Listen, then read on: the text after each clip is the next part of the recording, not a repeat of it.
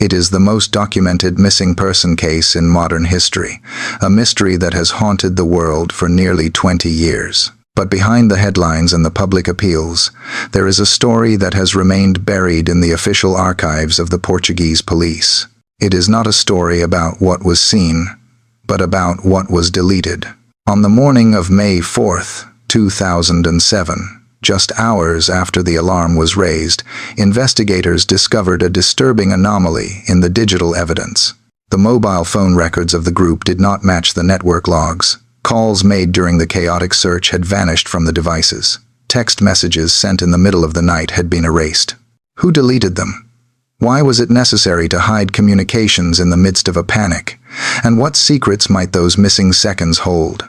In this series, we will open the files to reveal the forensic truth about the phantom calls, the silent timeline, and the digital gaps that the investigation could never close. If you want to uncover the facts that the cameras missed, please like this video, subscribe to the channel, and turn on notifications to join us as we investigate the files. The investigation into the disappearance of Madeleine McCann does not begin with a crime scene. In the official archives of the Portuguese Polícia Judiciária, it begins with a series of digital handshakes. On the 28th of April, 2007, a set of mobile phones registered to the United Kingdom network, Vodafone initiated international roaming protocols on the southern coast of Portugal. These automatic signals, invisible and silent, marked the arrival of the group that would soon be known globally as the Tapas 7. For the first 5 days, the digital footprint of the group in Praia da Luz was unremarkable. It reflected the mundane, structured reality of a family holiday. The data logs, which would later be scrutinized by forensic analysts, showed a pattern of routine. The phones connected to local cell towers in a predictable rhythm. In the mornings, the devices were largely inactive or used for brief text messages, coordinating social logistics. The content of these early messages, recovered from the devices that had not been wiped, was functional. They concerned tennis court bookings, meeting times for lunch, and arrangements for the activity groups. Jerry and Kate McCann, along with their friends, established a strict schedule immediately upon arrival at the Ocean Club Resort. This schedule was not just a memory recalled later in police interviews, it was corroborated by the resort's own administrative data. Every morning, they signed the young ones into the activity centers. The signatures on the attendance sheets provided a physical timestamp that matched the location data on their phones. The group moved between the apartments, the swimming pools, and the tennis courts with clockwork precision. Between the 28th of April and the 2nd of May, the call logs show that the McCanns maintained contact with family back in the United Kingdom. These calls were of standard duration, long enough to exchange news, but short enough to suggest that nothing was wrong. The network's strength in Praia da Luz was stable. The cell towers, located on high ground overlooking the village, provided comprehensive coverage. There were no reports of signal failures or dropped calls during this period. The technology was working perfectly. The group's interactions with each other were equally routine. They spent their evenings at the Tapas restaurant, a venue located within the resort complex, just a short walk from their apartments. The reservation logs at the restaurant show that they booked a large table for each night of their stay. The routine was fixed: settle the apartment for the night, walk to the restaurant, and dine while conducting periodic checks on the apartments. This system of checks would become the central point of the entire investigation, but in the days leading up to the disappearance, it was simply a procedure. The physical distance between the restaurant and apartment 5A was measured in paces and seconds. It was a walk that took less than a minute. During these first few nights, the movement of the adults back and forth between the dining area and the apartments did not generate significant electronic data. They did not need to call each other because they were sitting at the same table. The phones remained largely dormant in pockets or bags, occasionally pinging the network to maintain a connection, but otherwise silent. On the morning of May 3rd, the pattern held. The sun rose, but the logs simply show the devices waking up. The first interactions of the day were consistent with the previous mornings. Jerry McCann went to his tennis lessons. Kate McCann took care of the individuals. The resort's activity logs placed them at the poolside and the leisure zones. A photograph taken that afternoon shows the McCann family members and their father by the pool. It is the last known image of Madeleine. The metadata on the digital camera file confirms the exact time, anchoring the family in a precise location just hours before the timeline would fracture. By late afternoon on May 3rd, the group began to converge for the evening routine. The logs show a slight increase in activity as they coordinated their plans. David Payne, one of the members of the group, visited the McCann's apartment. This visit was later corroborated by statements from both Kate and Jerry. It was a brief interaction, lasting only a short while, but it established that everyone was present and accounted for. The mood, according to all later testimonies, was relaxed. There was no indication of distress, no frantic calls for help, and no abnormal communication with numbers outside of their known circle. At around 5:30 in the afternoon, the preparations for the evening began. The group finished their evening meal. The parents finished the evening routine and readied them for sleep. This domestic sequence occurred inside apartment 5A, behind closed doors and drawn shutters. During this window, the phone usage dropped. The devices were likely set aside as the parents focused on the evening schedule. The network data from this specific time frame, between 6 o'clock and 8:30 in the evening, is critical because it establishes the baseline of normalcy. The phones were on. They were connected. They were receiving signals. If anyone had called, the network would have registered it. If a message had been sent, the server would have logged it. The silence on the lines was a choice, not a technical error. At roughly 8:30, the individuals were asleep. Madeleine and her siblings were in the bedroom of apartment 5A. The window was closed. The shutters were down. The door was pulled to, but not locked. Kate and Jerry McCann left the apartment and walked the short distance to the tapas restaurant to join their friends. They arrived just as the rest of the group was settling in. The dinner began like any other night. The staff took their orders. The wine was poured. The conversation flowed. But unlike previous nights, the system of checking on the individuals seemed to undergo a subtle shift in rhythm. Usually, the parents took turns. On this night, the checks were performed by different members of the group at different intervals. At approximately 9:05, Jerry McCann left the table to check on his individuals. He walked back to apartment 5A. He entered using his key. He observed that the individuals were all asleep. He noted that the door to the bedroom was slightly more open than he had left it, but he did not consider this suspicious at the time. He used the bathroom, then left the apartment to return to the restaurant. On his way back, he encountered a man carrying a person. They spoke briefly, a casual interaction between tourists. This encounter would later become a focal point for sketches and media speculation, but in the immediate moment, it was unregistered. Jerry did not use his phone to call anyone about it. He did not send a text. He simply walked back to the table and rejoined the group. The timeline continued. The phones on the table at the restaurant remained quiet. The network logs from 9 o'clock to 9:30 show no outgoing calls from Jerry or Kate's devices. The digital silence was absolute. At 9:30, another member of the group, Matthew Oldfield, offered to check on the McCann individuals while checking on his own. He walked to apartment 5A. He did not enter the bedroom fully but listened from the doorway. He heard nothing. He saw the others sleeping. He assumed Madeleine was also in her bed, although he did not physically verify her presence. He returned to the restaurant and reported that all was quiet. This report reinforced the assumption of safety. The group continued their meal. The data shows that the world outside of their circle was proceeding as normal. The cell towers in Praia da Luz were processing thousands of connections from other tourists and locals. The infrastructure of communication was fully operational. Then came 10 o'clock. It was Kate McCann's turn to check. She left the table and walked back to the apartment. She entered through the patio doors. She noticed immediately that the door to the individual's room was wide open. A draft slammed it shut. She opened it again and looked inside. The others were in their cots. The bed where Madeleine had been sleeping was empty. For a few seconds, there was no digital reaction. The realization was physical and immediate, but it had not yet breached the electronic threshold. Kate searched the apartment. She checked the parents' bedroom. She checked the bathroom. She checked the kitchen. The silence of the apartment was total. She ran back to the restaurant. Her movement was physical, a sprint across the short distance. She did not use her phone to call Jerry, who was only yards away. She delivered the news, in person. The scream that alerted the table broke the physical silence of the night, but the digital silence held for a few moments longer.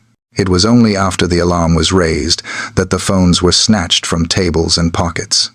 It was only then that the calm, flat line of the network graphs began to spike. The first frantic attempts to connect were made. The timeline of leisure ended, and the timeline of the investigation began. But as the police would later discover, the transition from silence to chaos would leave a digital scar, a series of records that should have been indelible, but which would, by the next morning, simply cease to exist. The sun had set, and the transition from the day to the evening routine was marked not by a change in the environment, but by a change in the data. As the group settled into their reserved table at the tapas restaurant, a digital curtain fell. The period that investigators would later classify as the critical window began at approximately 8:30 in the evening. From this moment until the alarm was raised, the electronic footprint of the entire group became unnervingly static. The restaurant sat in the center of the resort, a hub of social activity. The staff moved between tables, taking orders and pouring drinks. The ambient noise was the sound of cutlery on plates and low conversation. But underneath this social layer, a strict logistical operation was in motion. The parents had agreed upon a system. They would not hire a private guardian. Instead, they would conduct rotating patrols, leaving the table at regular intervals to walk back to the apartments and ensure everyone was sleeping. This system relied entirely on physical presence. There were no audio listening devices linking the table to the rooms. There were no active phone calls keeping an open line. The security of the room rested solely on the visual confirmation of whichever parent was on duty. It was an analog solution in a digital age, and it meant that for long stretches of time, the safety of apartment 5A was unverified. The first check of the evening set the pattern. The logs show that Jerry McCann left the table shortly after the appetizers were served. He walked the route that would soon become the most analyzed path in criminal history. He exited the restaurant, walked along the perimeter, and approached the ground floor apartment. He entered through the unlocked patio doors. The movement was silent and efficient. Inside, he observed the family members. They were motionless. He verified their presence, turned, and left. During this brief excursion, Jerry carried his mobile phone. It was a device capable of connecting to the internet, sending high-speed data, and logging precise coordinates. Yet, as he stood in the apartment, looking at the sleeping victim, the device remained dormant. It did not search for a new signal. It did not register a location change distinct enough to separate the apartment from the restaurant. To the cellular network, Jerry had never moved. He was a ghost in the machine, physically present in the room but digitally anchored to the dinner table. He returned to the group, and the conversation resumed.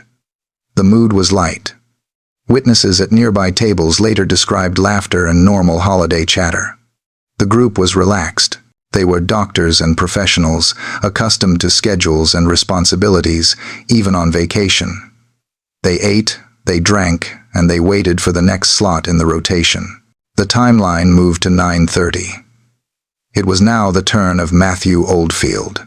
He stood up from the table, volunteering to check on the McCann individuals as well as his own. This action introduced a variable into the routine. It was no longer just the parents checking their own family members. It was a communal effort. Oldfield walked the same path. The night was dark, the route illuminated only by the resort's perimeter lighting. He approached apartment 5A.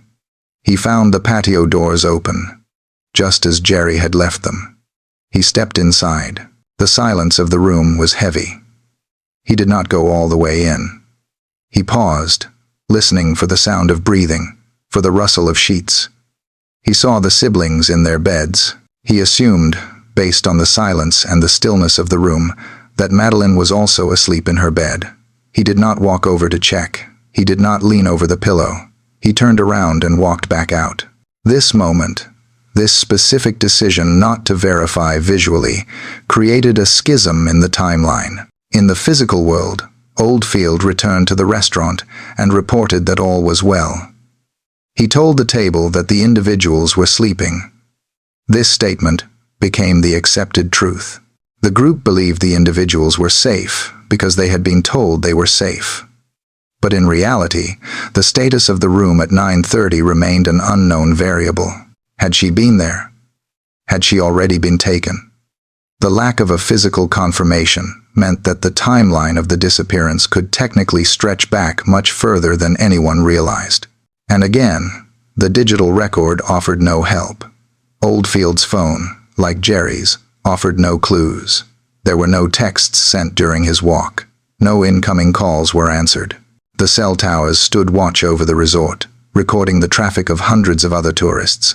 But for the Tapas 7, the airwaves were empty. The silence was not just auditory, it was electronic. As the hour approached 10 o'clock, the atmosphere at the table remained undisturbed. The food had been consumed. The bill would soon be requested. It was Kate McCann's turn to check. She stood up, preparing to walk the short distance back to the apartment. She did not know that she was walking into a crime scene. She did not know that the window of opportunity for the perpetrator, whoever they were, had already closed. The silence of the phones during this 90-minute window is what investigators would later find so frustrating. In a modern investigation, phone data is often the primary witness. It tells the police where a suspect was, who they were talking to, and what they were planning. But in the case of the McCanns and their friends, the data provided nothing but a void. It was a black hole in the evening. Were they truly just eating and talking? Or was there something else happening? Something that required the phones to be put away, ignored, or silenced. The police files would later comb through this period with forensic intensity, looking for a stray signal, a single byte of data that could contradict the witness statements. They found nothing. The group's discipline, intentional or otherwise, was absolute. Kate walked back to the apartment. The night air was cool. She reached the patio doors. She noticed the change immediately. The door was not just unlocked, the window was open. The shutters were raised. The physical barrier between the safety of the room and the danger of the outside world had been breached. She stepped inside. The draft from the open window hit her. The curtains moved. She looked at the bed. The silence of the room was now screaming at her. The others were there, sleeping soundly in the center of the chaos. But the bed in the corner was empty. For a frozen second, the human mind attempts to rationalize the impossible. She looked for the child in the parents' bed. She checked the bathroom. She checked the wardrobe. The realization hit her in waves. The physical reality of the empty bed crashed against the assumption of safety that had held the group together all evening. She ran. The return journey to the restaurant was not a patrol. It was a panic. She burst back into the dining area. The calmness of the evening shattered instantly. Her words, delivered in a voice that cut through the ambient noise of the resort, ended the window of silence forever. She is gone. At that precise moment, the digital stasis broke. Hands reached for phones. The network, which had been ignored for hours, was suddenly flooded with requests. The timeline of the evening, which had been a slow, rhythmic cycle of checks and meals, accelerated into a frantic blur of connections. But the damage was done. The critical 90 minutes, the time when the crime was committed, had passed without a single digital witness. The window had closed, and inside the logs, there was nothing but darkness. The scream that shattered the dinner routine at the tapas restaurant was not just a sound of distress. It was the starting gun for a race against time. The transition from a relaxed holiday meal to a full-scale emergency happened in the space of a single breath. Kate McCann returned to the table not as a diner, but as a harbinger of catastrophe. Her announcement that Madeleine was gone stripped away the veneer of the resort's safety instantly. The reaction of the group was immediate and physical. Chairs scraped against the floor as the men jumped up. The disciplined rotation of checks was abandoned. The entire table moved as one unit, sprinting the short distance back to apartment 5A. There was no hesitation, no debate about whether the child might be hiding or in the bathroom. The conviction in Kate's voice had been absolute. Upon reaching the apartment, the scene was one of frantic confusion. The patio doors were open. The window was open. The shutters were raised. The siblings were still sleeping in their beds, oblivious to the panic erupting around them. The group split up instinctively. Some rushed inside to check the wardrobes and under the beds, fueled by the desperate hope that she was simply playing a game. Others fanned out into the immediate vicinity, shouting her name into the darkness. It was in these first few minutes that the digital silence of the evening was violently broken. The mobile phones, previously dormant in pockets, became lifelines. The first priority was the authorities. The resort staff were alerted, and the reception desk was tasked with calling the police. At the same time, members of the Tapas 7 began using their personal devices to coordinate the search and raise the alarm. The timeline of these initial calls is chaotic, reflecting the panic of the moment. The logs show a flurry of activity. Calls were made to the local emergency services number. The connection was made to the Guardia Nacional Republicana, the GNR. This was the local police force, the first responders who patrol the rural and coastal areas. The language barrier became an immediate hurdle. Frantic explanations in English were met with Portuguese questions. The urgency of the situation had to be translated, filtered through panic and confusion. While the police were being summoned, the search expanded. The resort staff mobilized. They checked the swimming pools. They checked the tennis courts. They checked the small roads leading away from the complex. Every minute that passed without a sighting increased the radius of the potential abduction. The parents, now gripped by a cold, escalating terror, began to widen their net of communication. This is where the timeline of the phone calls becomes critical to the later investigation. In the midst of the physical search, calls were made to the United Kingdom. Family members back home, who were preparing for bed or watching late-night television, received the shock of their lives. The phone records indicate that the news traveled instantly across the continent. Mothers, fathers, and siblings were told that Madeleine had vanished. One specific call, logged shortly after the alarm was raised, went to a family member of Jerry McCann. It was a brief, hysterical conversation. The purpose was to inform, but also to seek advice, to hear a familiar voice in the middle of a nightmare. Other members of the group called their own relatives, relaying the news. The network towers in Praia da Luz, which had been silent for the McCanns all evening, were now processing a high volume of international traffic from that specific sector. At approximately 11 o'clock, the first uniformed officers of the GNR arrived at the scene. Their arrival shifted the dynamic from a frantic civilian search to a police matter. However, the initial response was not a crime scene lockdown. The officers, accustomed to tourists losing their way or minor thefts, treated the incident initially as a missing person case, not necessarily an abduction. They joined the search, using flashlights to sweep the scrubland and the beach. The interaction between the British tourists and the Portuguese officers was fraught with tension. The parents were adamant that she had been taken. They pointed to the open window and the raised shutters as proof of a break-in. The officers, following their protocol, suggested looking in more obvious places first. This clash of perspectives, panic versus procedure, defined the first hour of the police involvement. As the night wore on, the phone activity intensified. The group began to realize that the local police response might not be enough. They started calling friends in the United Kingdom who had connections to law enforcement or media. They called the British consulate. The strategy shifted from simply searching the ground to mobilizing a support network. They needed help, and they needed it immediately. The logs from this period show a distinct pattern. Short, repeated attempts to connect to numbers that would help escalate the situation. Text messages were fired off in rapid succession, updating friends and family on the lack of progress. The content of these messages, though not preserved on the devices later, can be inferred from the responses they triggered. The news was spreading. The circle of people who knew about the disappearance grew from the 7 at the table to dozens, then hundreds, within hours. Crucially, during this chaotic window, the phones were being used constantly. They were passed between hands. They were dialed and redialed. The timestamps of these calls were the only objective record of the panic. Every connection to a cell tower was a heartbeat of the crisis. The parents were calling out to the world, demanding attention, demanding action. By the early hours of the morning, the realization settled in that Madeleine was not in the immediate vicinity. The GNR called for the Policia Judiciaria, the Criminal Investigation Police.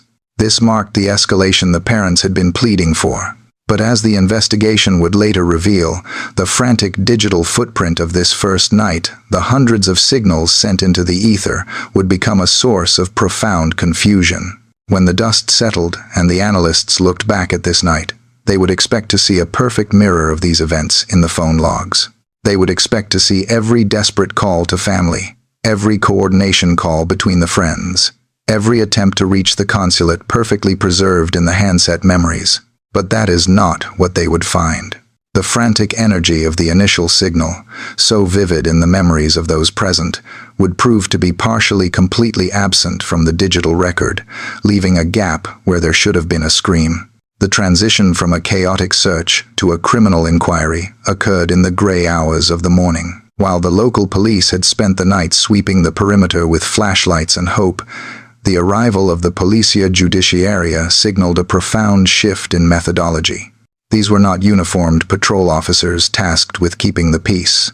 They were plainclothes detectives trained in the mechanics of major crime. Their presence on the 4th of May changed the atmosphere from one of frantic desperation to one of cold, clinical analysis. The first move of the Judiciaria was to secure the physical space. The apartment, which had been a hive of activity with friends and family rushing in and out, was abruptly sealed. Tape was placed across the doorframe. The timeline of contamination was noted. The detectives recognized immediately that the crime scene had been compromised by the panic of the previous night, making physical evidence potentially unreliable. This realization forced their attention to shift elsewhere, towards evidence that could not be trampled by footsteps or smeared by touch. The inspectors began the process of separating the witnesses. The group of friends, who had clung together for support throughout the night, were now individuals in the eyes of the law. They were asked to provide detailed statements. The police needed to construct a rigid chronology of events. They needed to know exactly who was where, at what time, and for how long. The informal nature of the holiday routine, the casual checks, the unlocked doors, the fluid movements between apartments was now being subjected to forensic rigidity. Kate and Jerry McCann were interviewed separately. The questions they faced were no longer about where they had searched, but about their actions prior to the disappearance.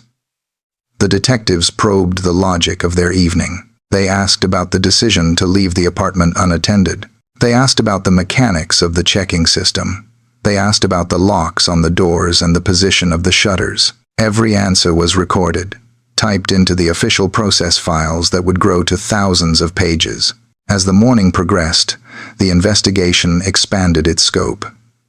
The Judiciaria recognized that if Madeleine had been abducted, the perpetrator had operated within a very narrow window of opportunity. To narrow down suspects, they needed to eliminate the people who were present. This meant that the parents and their friends had to be formally ruled out. To do this, their stories had to be unimpeachable. Their movements had to be verified, not just by their own words, but by independent proof. It was during this initial assessment that the lead investigators turned their attention to communications. In a modern investigation, the mobile phone is the silent witness that never sleeps. It records location, association, and timing with mathematical precision. The detectives knew that if the group's timeline was accurate, The phone data would overlay perfectly with their statements. It would confirm the lack of activity during the dinner. It would confirm the frantic calls after the alarm was raised. It would provide the digital scaffolding to support the physical narrative. The order was given to secure the mobile devices. This was not an accusation. It was a standard procedure of elimination. The police requested the phones of the parents and the 7 friends who dined with them. They explained that they needed to analyze the call logs, to trace potential witnesses, and to map the communications made during the critical hours. The group complied. They handed over their devices, believing that the data inside would simply confirm the nightmare they were living. However, the detectives were looking for more than just outgoing calls to family. They were looking for the negative space in the data. They wanted to know if there were any unexplained periods of silence or, conversely, any bursts of activity that contradicted the claim of a peaceful dinner. They wanted to see if anyone had received calls from unknown numbers. They wanted to see if any messages had been deleted in haste. Simultaneously, the technical team began the process of contacting the service providers. Since the phones were registered in the United Kingdom, this required international cooperation. Formal requests were drafted to be sent to the British authorities and the telecom giant Vodafone. The Portuguese police needed the raw data from the server side to compare it with what was on the handsets. They understood that a phone in the hand is a mutable object. Logs can be cleared, messages erased, but the server record is immutable. As the sun climbed higher on the 4th of May, the investigation bifurcated. On the ground, teams with dogs were searching the scrubland and the drains, looking for a physical body. But in the offices of the Portimão police station, a different kind of search was beginning. Analysts were preparing to sift through thousands of lines of metadata. They were preparing to reconstruct the invisible web of signals that had blanketed the resort the night before. The arrival of the judiciaria marked the end of the assumption of innocence. From this point forward, nothing was taken at face value. Every statement had to be corroborated. Every tear had to be weighed against the facts. And the most objective fact they had access to was the digital memory of the mobile networks. The detectives did not yet know about the gaps they would find. They did not yet know that the digital witness they were relying on would turn out to be as silent and mysterious as the empty bed in apartment 5A. But the decision to seize the data had been made, setting in motion a chain of discoveries that would haunt the investigation for decades. The investigation into the disappearance of Madeleine McCann entered a new, bureaucratic phase inside the walls of the Portimão police station. While the physical search for the child continued in the streets and scrublands, a parallel operation was launched to capture the invisible history of the previous 24 hours. The detectives of the Polícia Judiciária understood that in a modern inquiry, the truth is often stored on servers thousands of miles away. The decision to request the telecommunications data was not a casual one. It was a formal legal procedure that required precision and authority. The lead coordinator of the investigation drafted the necessary documents. The request was specific. They did not just want a list of phone numbers. They needed the full metadata. This included the exact time of every connection, the duration of every call, the destination of every text message, and, crucially, the cell tower identification for every interaction. Because the mobile phones belonged to British citizens and were registered to a United Kingdom network operator, the request faced an immediate hurdle of jurisdiction. The Portuguese police could not simply demand the records from a British company. They had to navigate the complex channels of international legal assistance. The request had to be routed through the appropriate liaison officers, bridging the gap between the Portuguese legal system and the British data protection laws. The paperwork was prioritized. The investigators categorized the request as urgent, citing the potential risk to a human life. They defined the temporal scope of the data. They asked for records covering the entire period of the holiday, starting from the 28th of April, the day the group arrived, and extending through to the ongoing investigation on the 5th of May. This wide net was designed to establish a baseline of normal behavior against which the critical hours of the disappearance could be measured. The primary target of this digital subpoena was Vodafone, the network provider for the McCanns, and several members of the Tapas 7. The technical expectations were high. The detectives knew that mobile phones operating in a foreign country via roaming protocols create a robust digital trail. When a phone roams, it constantly communicates with the local network to maintain service. It handshakes with towers to announce its presence. It updates its location to ensure that incoming calls can be routed correctly. The analysts at the Policia Judiciaria anticipated that these roaming logs would provide an unimpeachable timeline. They expected to see the phones pinging the towers near the Ocean Club during the day. They expected to see the signal strength remain constant during the evening while the group was at dinner. Most importantly, they expected the data to act as a definitive alibi for the parents and their friends.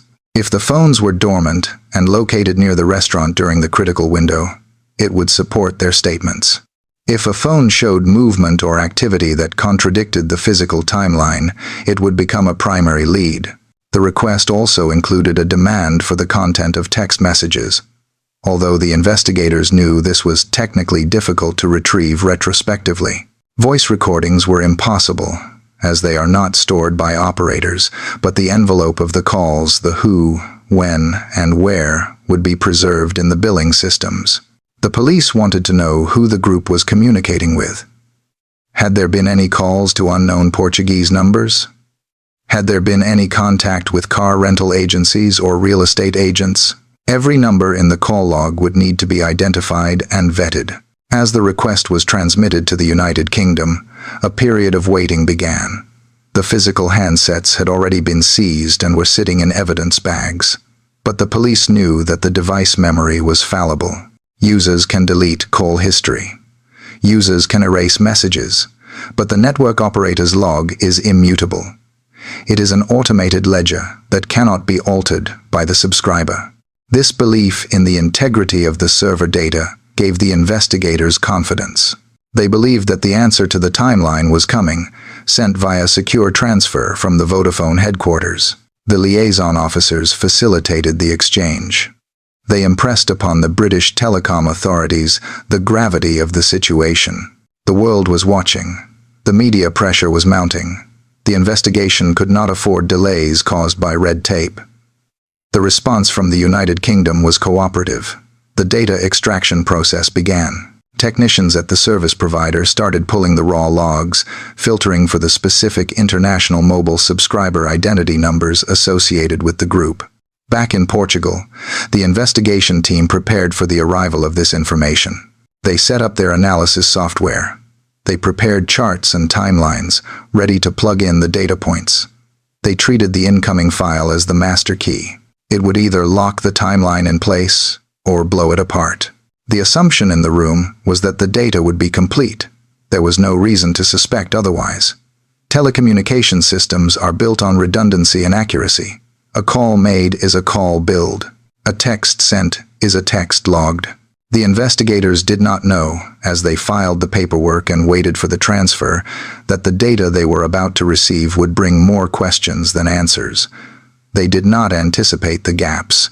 They were looking for a clear picture, a digital map of the night. Instead, they were requesting the coordinates to a mystery that would confuse the case for years. But at this specific moment, the mood was one of procedural determination. The request was sent. The system was working. The truth, they believed, was just a download away. The turning point in the technical investigation arrived not with a physical discovery, but with the delivery of a digital file. The request sent to the United Kingdom had been processed, and the raw telecommunications data from Vodafone was transferred to the Policia Judiciaria. This packet contained the immutable truth of the network, a complete, uneditable log of every interaction the mobile phones of the group had made with the cell towers of Praia da Luz. The analysts in the data division prepared for the reconciliation process. On one side of the equation were the physical handsets, which had been seized, bagged, and subjected to forensic extraction. The internal memory of these devices had been dumped into the police database, creating a mirror image of what the users could see: their contact lists, their saved messages, and their call histories. On the other side was the operator data, the master ledger that recorded billing and routing information. The methodology was simple.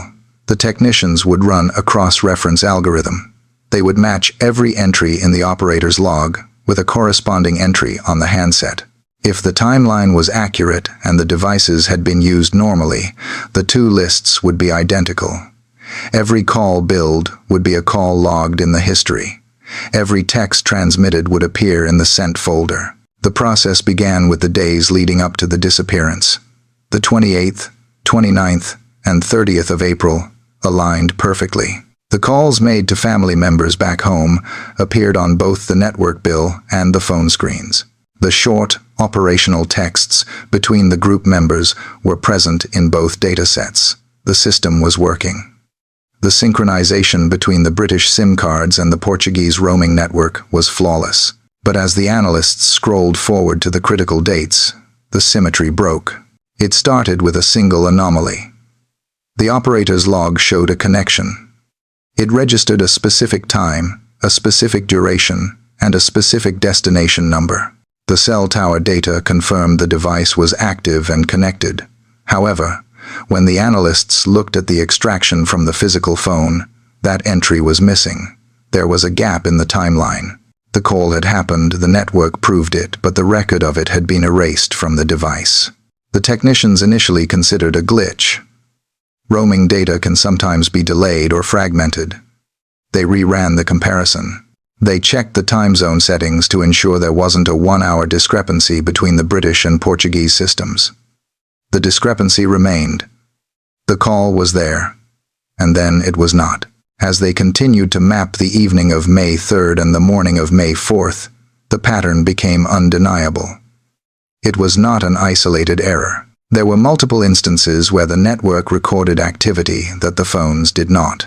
The official report would later refer to these as lacunas, voids in the data. The implications were immediate and severe.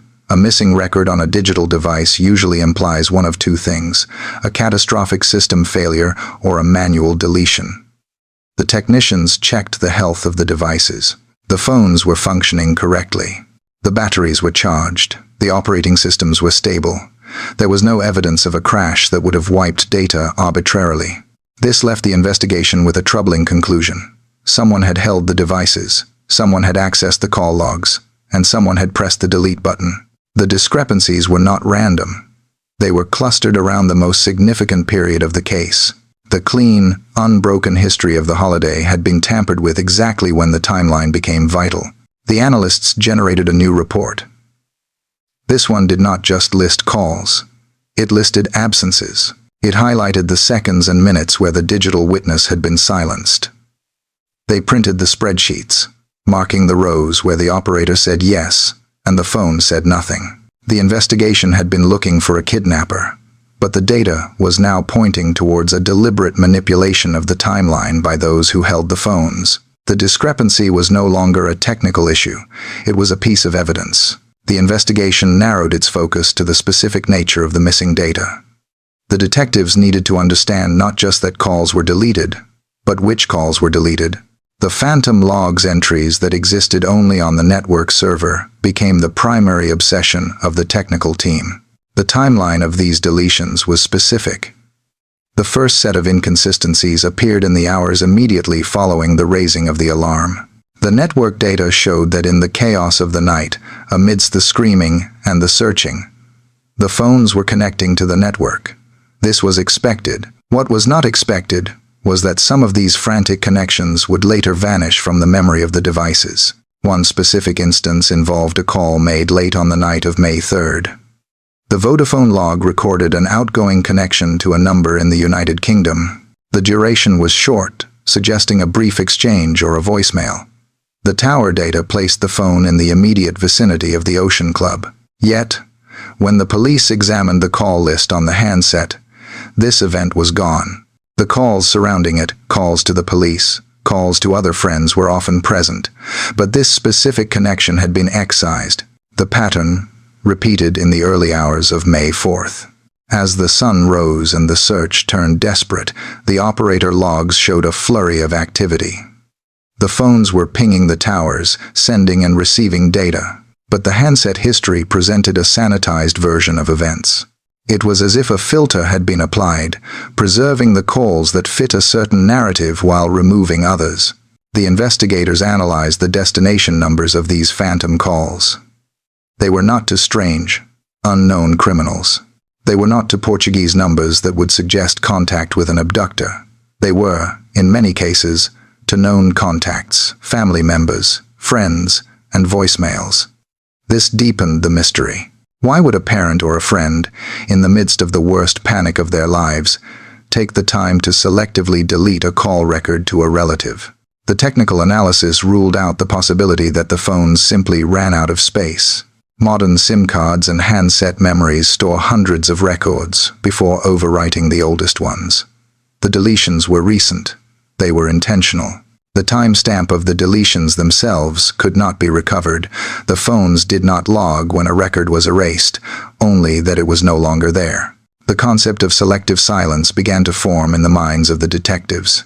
If the deletions were a result of panic, a clumsy attempt to clear a phone for some unknown reason, why were they so specific?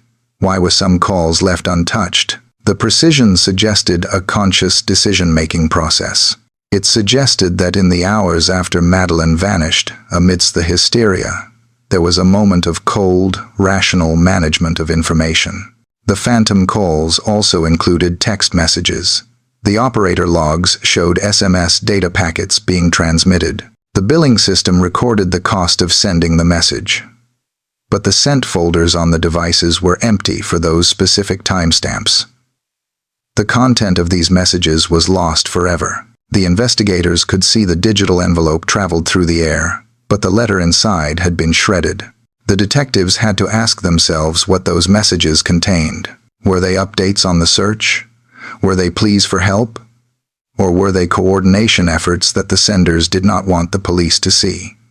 The absence of the data became as loud as the data itself. The phantom calls created a ghost timeline.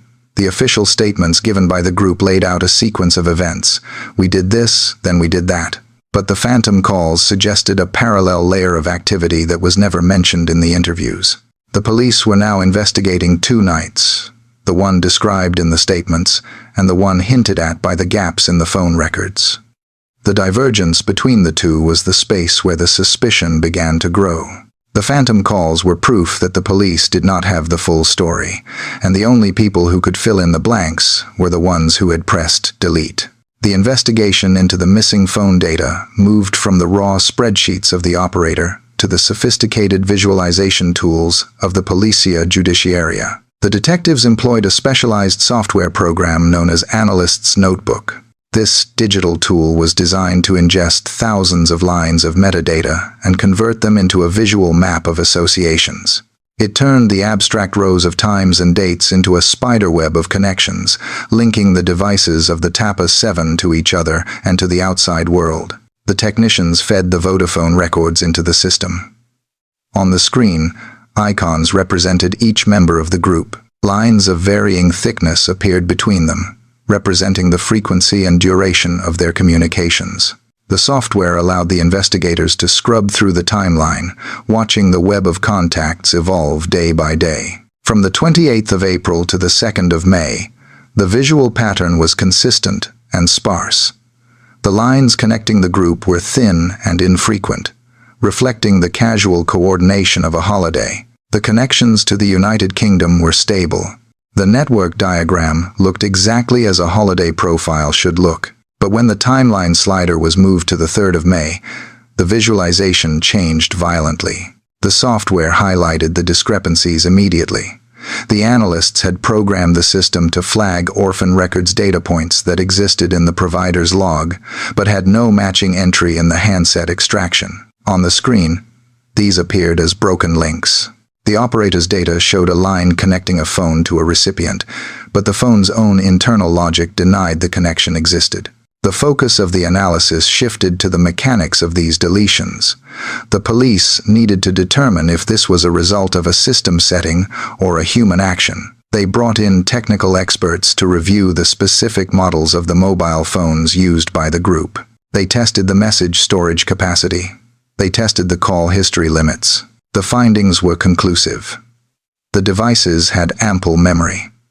They were not set to auto-delete old records after 24 hours. The operating systems were not designed to randomly purge recent activity while keeping older entries intact. The deletions were non-sequential and specific. A call from the afternoon might be preserved, while a call from the evening was gone. A text message from the morning was visible, but a reply sent hours later had vanished. This technical confirmation transformed the orphan data into evidence of intent. The analyst's notebook revealed that the deletions were not a blanket wipe. Someone had not simply selected "delete all." Instead, the pattern suggested a curatorial approach. Specific moments in time had been removed from the history. The analysts created a new visual chart solely for the missing data. They mapped the ghost calls against the physical timeline of the evening. They looked for correlations. Did the deleted calls coincide with the times the parents were checking the apartments? Did they align with the moments immediately after the alarm was raised? The software showed a cluster of missing data points in the chaotic window following the discovery of the empty bed.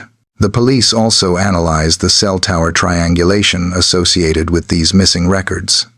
The operator data included the cell global identity for every transaction. This allowed the software to place the phones geographically at the moment of the deleted calls.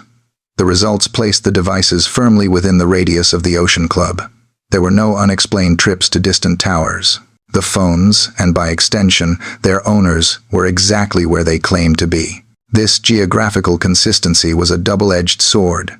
It corroborated the physical location of the group, confirming they had not driven miles away to hide evidence. However, it made the deletions even more puzzling.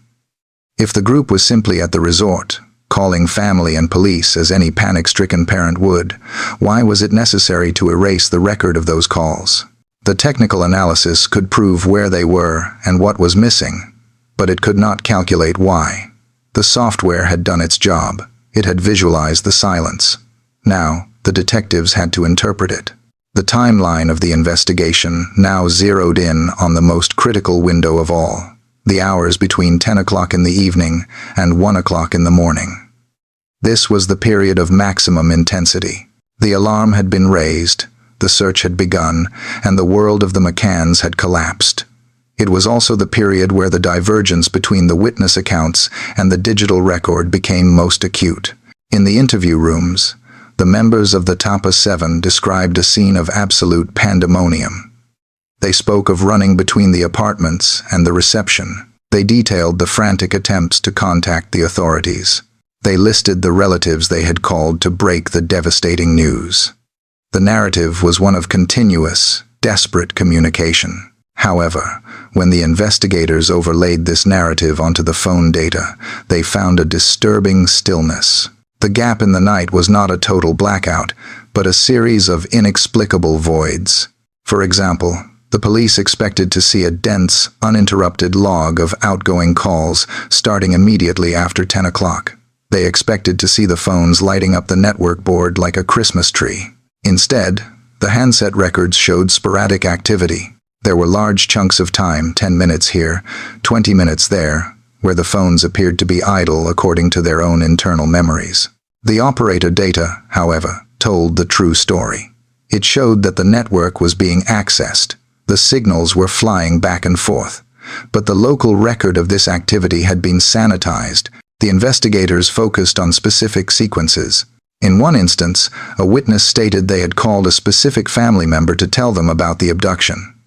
The police checked the phone. No record. They checked the operator log. The call existed. It had lasted for several minutes. It was a substantial conversation, not a pocket dial. Yet, the user of the phone had seemingly taken the time, at some point after that conversation, to navigate the menu and remove it. This raised a difficult psychological question for the detectives. In the middle of a search for a missing person, when adrenaline is high and terror is the dominant emotion, does a person have the cognitive bandwidth to manage their phone storage? The act of deletion requires focus. It requires looking at a screen, selecting an option, and confirming a choice. It is a deliberate administrative task. The gap was most pronounced in the text message logs. The operator data indicated a high volume of SMS traffic during these 3 hours. Messages were being fired rapidly between the group and to contacts in the United Kingdom, but the sent and inbox folders on the seized devices were largely barren for this time frame. The content of these messages was the dark matter of the investigation invisible, yet exerting a gravitational pull on the theory of the case. Were these messages simply, "I can't find her"? Or were they instructions? Were they coordination efforts to align stories before the police arrived? The investigators could not know. The gap swallowed the context. The gap in the night also extended to incoming calls. The operator logs showed that as news spread, people began calling the group back. Phones were ringing. The network registered these incoming connections. But again, many of these received calls were missing from the logs. The detectives considered the possibility of panic deletion. Perhaps, in the hysteria, buttons were pressed randomly. Perhaps the users were trying to clear the line for the police and misunderstood how the technology worked.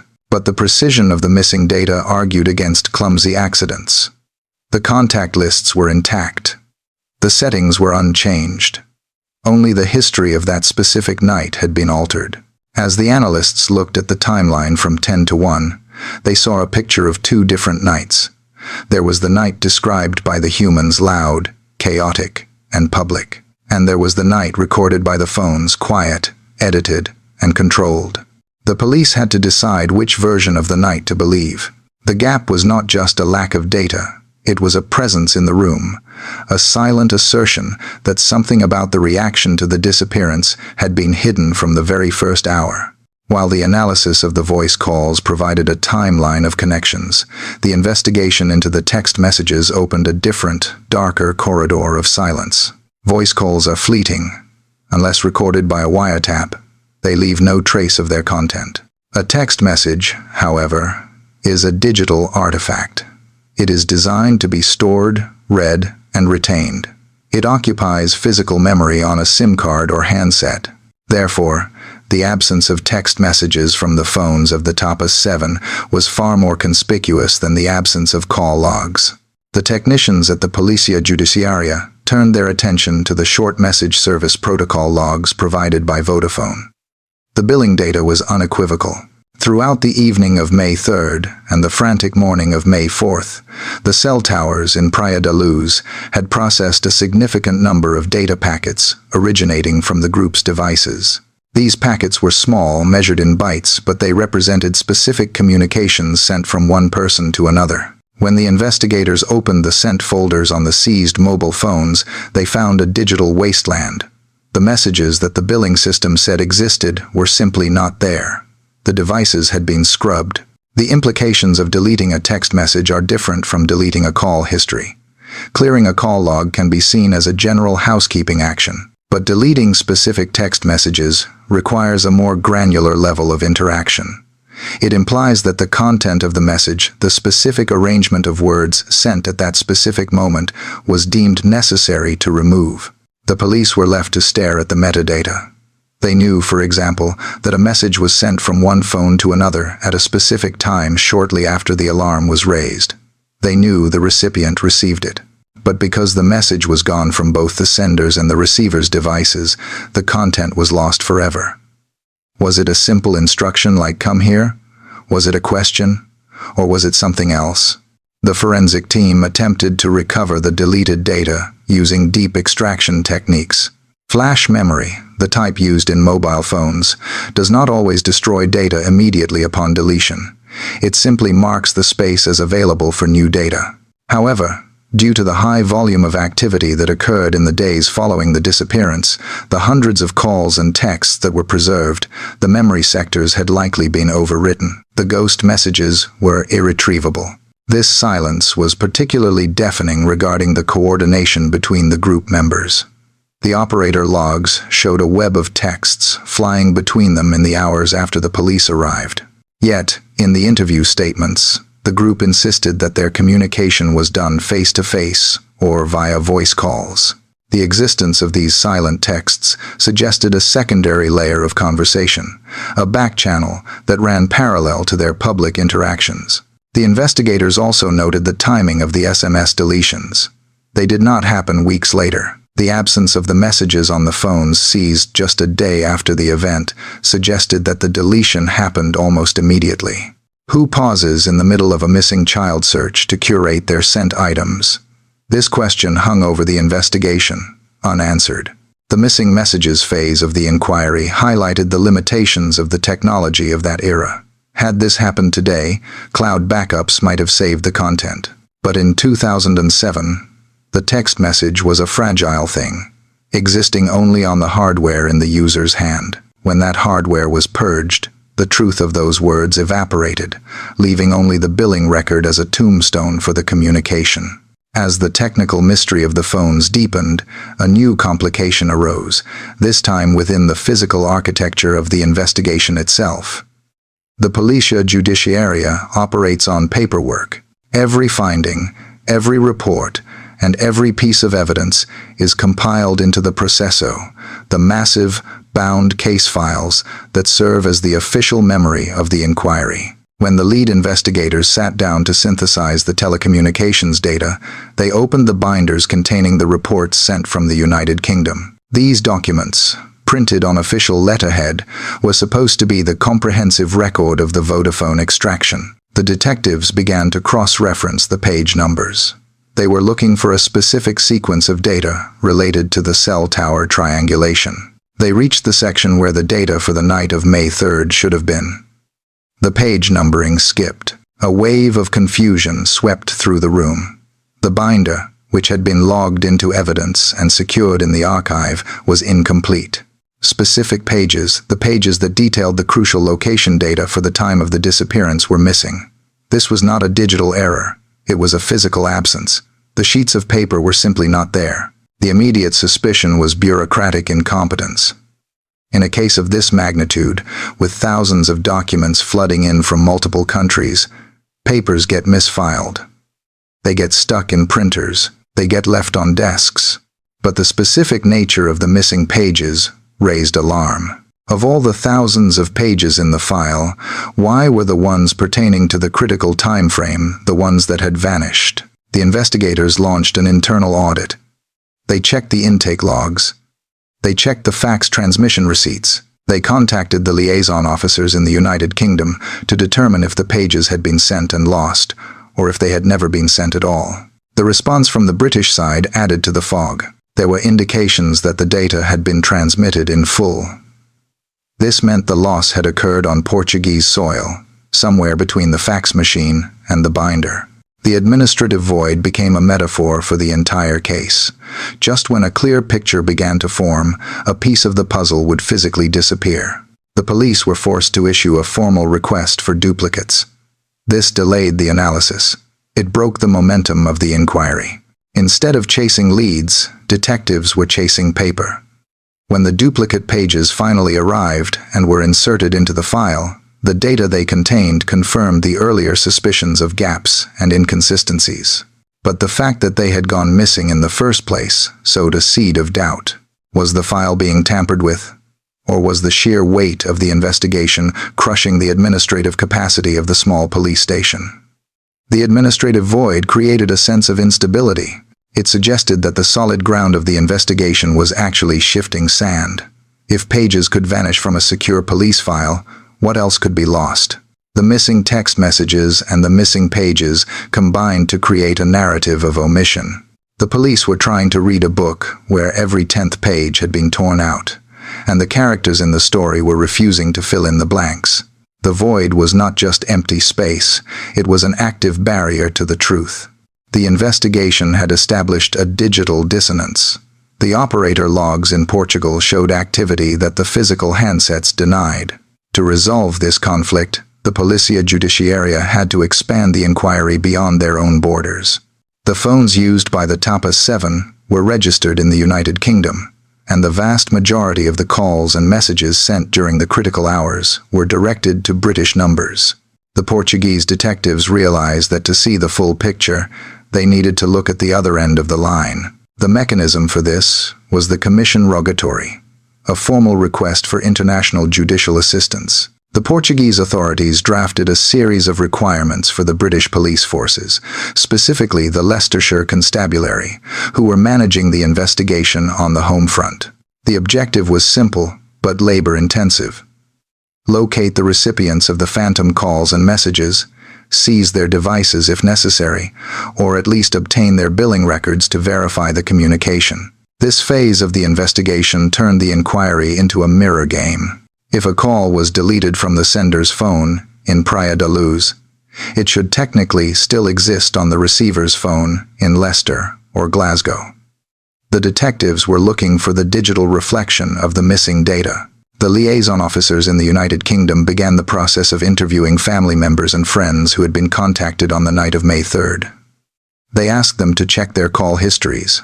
They asked them to save any text messages received from the group. The results of this cross-border verification were telling. In many cases, the recipients confirmed that they had indeed spoken to the McCanns or their friends. Their own phone bills showed the incoming international connections. This external verification was the final nail in the coffin of the technical glitch theory. A system error might wipe data from one network, but it would not selectively erase a record from a handset in Portugal while leaving the corresponding record intact on a handset in England. The successful verification of these calls proved that the communication had successfully traversed the network. The transmission was perfect. Only the local storage on the Portuguese side had been altered. However, the verification process also revealed the limitations of the text message data. While some recipients had saved the messages, many had not. In 2007, phone storage was finite, and people routinely deleted texts to free up space. Furthermore, the emotional content of the messages, often brief updates of despair, meant that some relatives had deleted them simply because they were too painful to keep. This meant that while the police could verify that a message was sent, the actual words were often lost at both ends of the chain. The collaboration between the Portuguese and British forces also highlighted a cultural and procedural divide. The British police were operating under a strategy of supporting the family as victims of a crime. The Portuguese police, driven by the data discrepancies, were viewing them as potential suspects who had manipulated evidence. This friction slowed the flow of information. Requests for specific clarifications on the phone data were sometimes met with delays or requests for further justification. Despite these hurdles, the verification phase succeeded in constructing a shadow log. By piecing together the billing records of the recipients in the United Kingdom, the investigators built a partial reconstruction of the deleted timeline. They could now say with certainty that at specific times during the gap in the night, the group was not silent. They were actively managing the flow of information to the outside world, even if they later chose to remove the evidence of that management from their own pockets. The verification proved the existence of the calls. It was now up to the detectives to interpret the silence that replaced them. With the technical facts established that data was deleted and that it was a manual action, the investigation hit its most difficult wall, the wall of intent. In a criminal court, proving what happened is often easier than proving why it happened. The Policia Judiciaria had the what in black and white spreadsheets, but the why remained trapped in the minds of the people who held the phones. Inspector João Carlos Diaz, the officer tasked with summarizing the telecommunications analysis, faced a dilemma. He had to write a report that was factually accurate but legally sound. He could not state that the parents deleted the calls to hide a crime, because there was no proof of the crime itself in the logs. He could only state that the deletion occurred. The concept of innocent deletion was the defense's strongest rampart. In a situation of extreme stress, human behavior becomes erratic. A parent might delete a call history simply because they are frantically redialing and want a clear screen. They might delete a message because they accidentally sent it to the wrong person in their panic. They might be trying to save battery power. Or they might simply be acting without logic. The defense could argue that the chaotic deletion of records was consistent with the chaotic nature of grief. However, the counter-argument, whispered in the corridors of the police station, was the theory of sanitization. The specific nature of the missing calls, particularly those made in the immediate aftermath of the event, suggested a desire to control the narrative. If the group had agreed on a timeline of events, they might have needed to remove any communications that contradicted that timeline. For example, if they claimed to be at the table at a certain time, but a phone log showed a call being made from a different location or at a different time, that record would be a liability. The investigators looked for patterns that would prove malicious intent. They looked for calls to lawyers or public relations advisors made before the police were fully informed. They found that some calls to media connections were among those missing from the handsets. This suggested that the priority of the group had shifted to media management very early in the night, a fact they might have wanted to downplay in their official statements to the police. But suggestion is not proof. The report filed by the inspector reflected this frustration.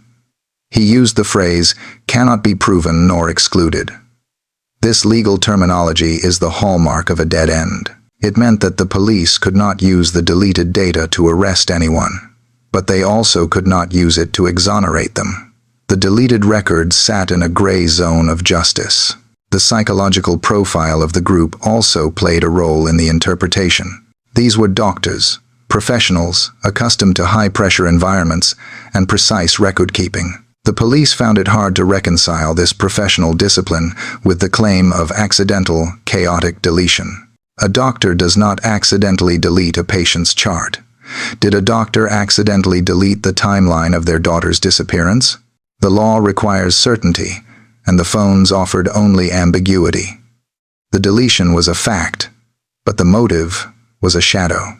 The investigation could not peer into the hearts of the parents to see if they pressed delete out of fear, out of grief, or out of guilt. The silence of the phones was absolute, and no amount of software or analysis could force them to speak the motive behind their own emptiness. The data had taken the police to the edge of the cliff, but it could not build the bridge to the other side. The investigation into the telecommunications data reached its terminus not with a breakthrough, but with a signature on a document. Inspector João Carlos Diaz, the officer responsible for synthesizing the months of technical analysis, sat down to compose the final summary.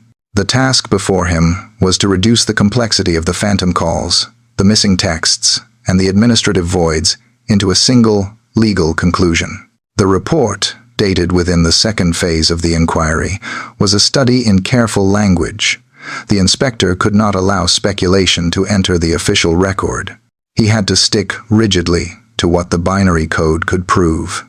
He began by listing the established facts. He confirmed that the phones were active. He confirmed that the network was functioning.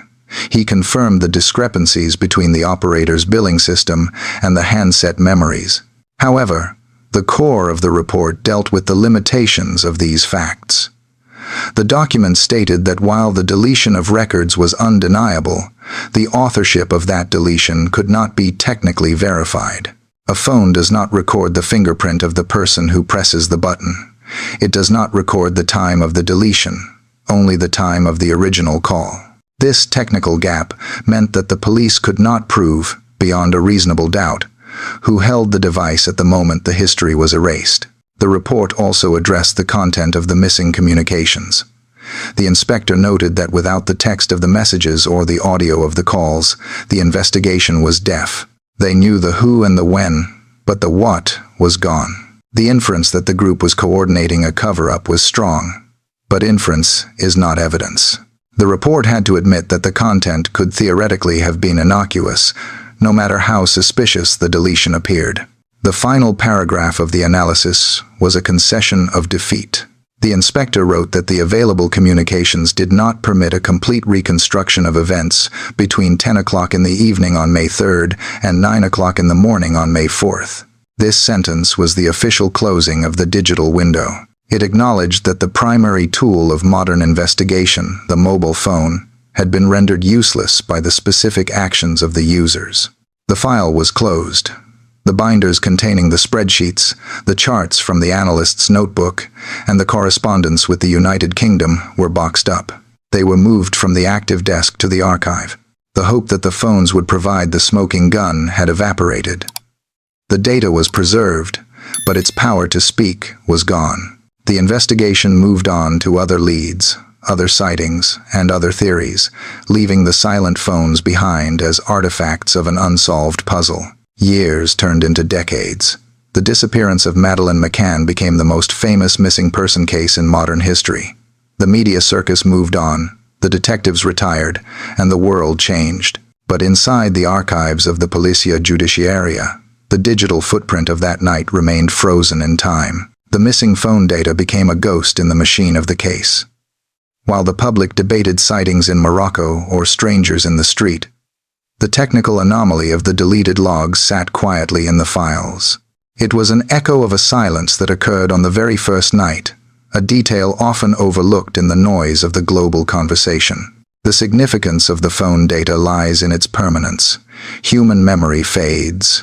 Witnesses forget what they wore, what they said, or what time they looked at a watch. Stories change as they are retold. But the server logs of a telecommunications company do not age.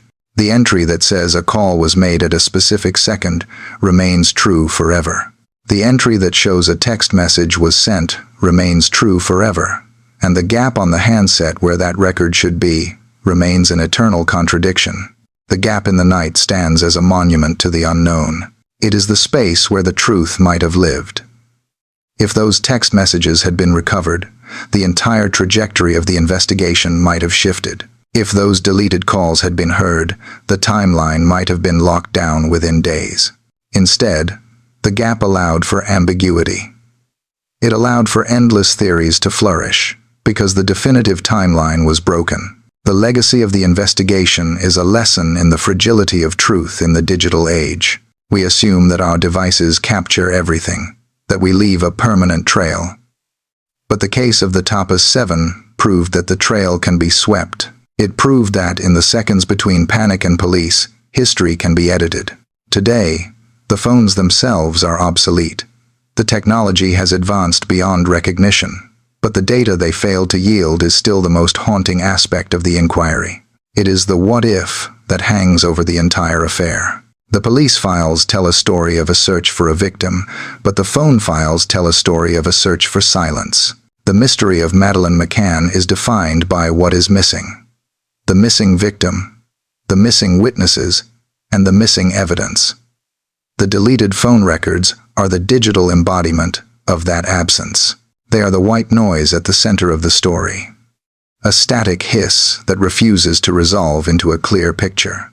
The investigation may be cold, but the data remains, waiting for a key that was thrown away on the night of May 3, 2007.